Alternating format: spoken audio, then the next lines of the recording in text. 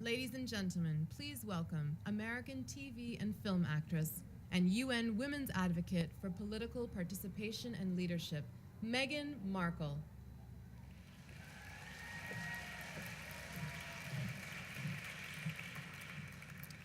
Well, good evening. That doesn't feel like enough, does it? It's just great evening. Maybe that's better. UN Secretary General, Executive Director Pumzile, thank you. Distinguished ladies and gentlemen, I am tremendously honored to be UN Women's Advocate for Political Participation and Leadership. I am proud to be a woman and a feminist. And this evening, I am extremely proud to stand before you on this significant day, which serves as a reminder to all of us of how far we've come, but also amid celebration, a reminder of the road ahead. I want to tell you a story that'll sort of give context to my being here and my work with UN Women. When I was just 11 years old, I unknowingly and somehow accidentally became a female advocate. It was around the same time as the Beijing conference, so a little over 20 years ago, where in my hometown of Los Angeles, a pivotal moment reshaped my notion of what is possible. See, I had been in school watching a TV show in elementary school, and this commercial came on with the tagline for this dishwashing liquid, and the tagline said, "Women all over America are fighting greasy pots and pans." Two boys from my class said, "Yeah, that's where women belong, in the kitchen."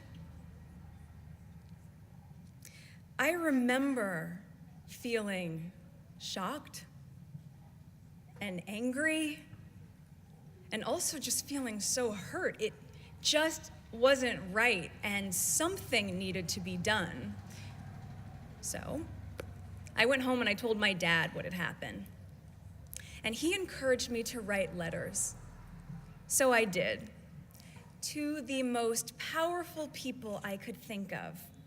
Now, my 11-year-old self worked out that if I really wanted someone to hear me, well, then I should write a letter to the First Lady. So off I went, scribbling away to our First Lady at the time, Hillary Clinton.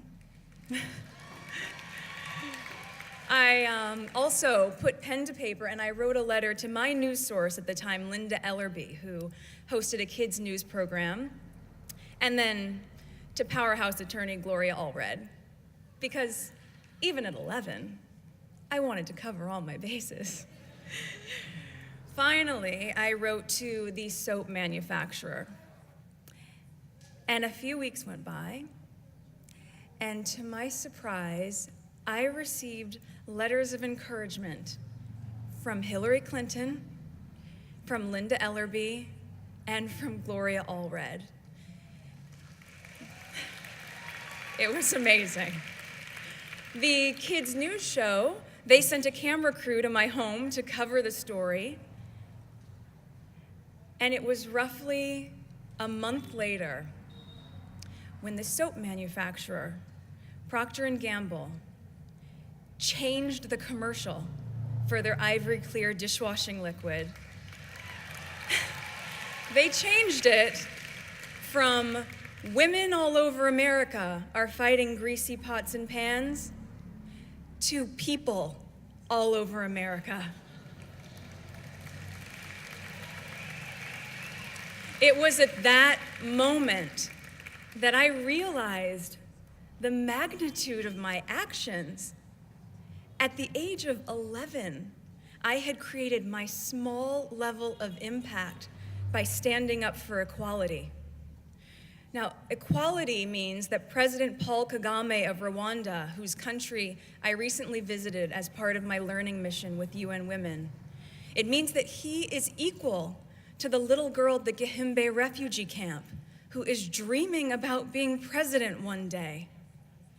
Equality means that UN Secretary General Ban Ki-moon is equal to the young intern at the UN who is dreaming about shaking his hand. It means that a wife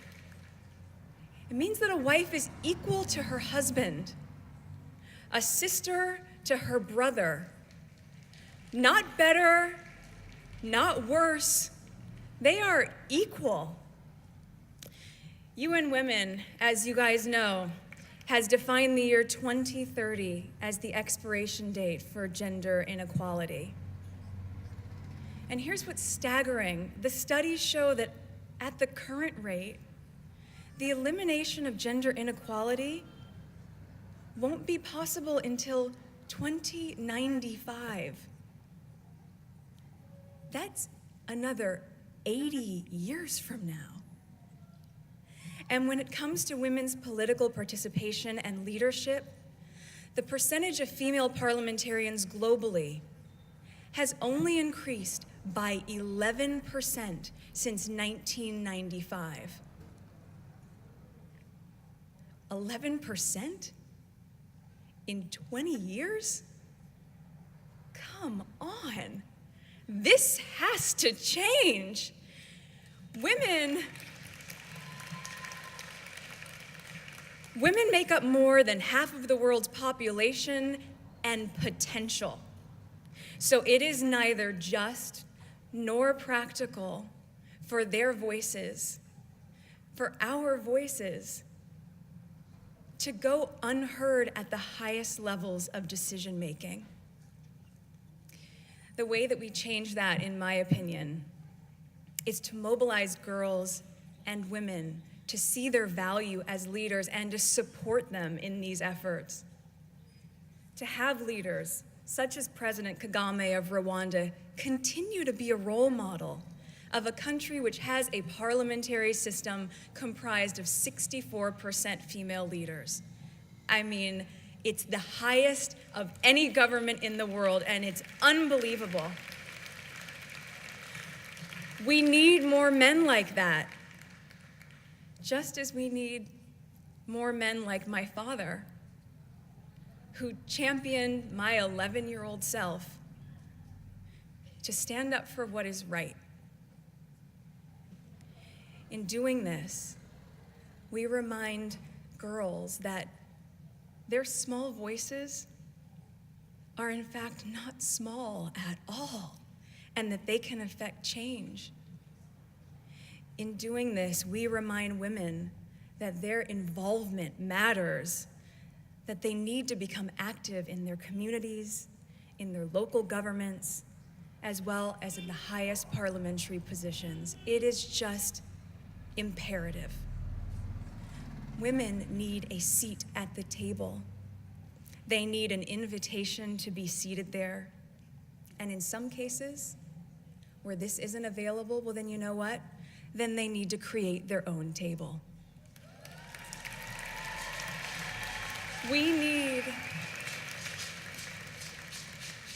need a global understanding that we cannot implement change effectively without women's political participation. It is said that girls with dreams become women with vision. May we empower each other to carry out such vision, because it isn't enough to simply talk about equality. One must believe in it. And it isn't enough to simply believe in it. One must work at it. Let us work at it together, starting now. Thank you so much.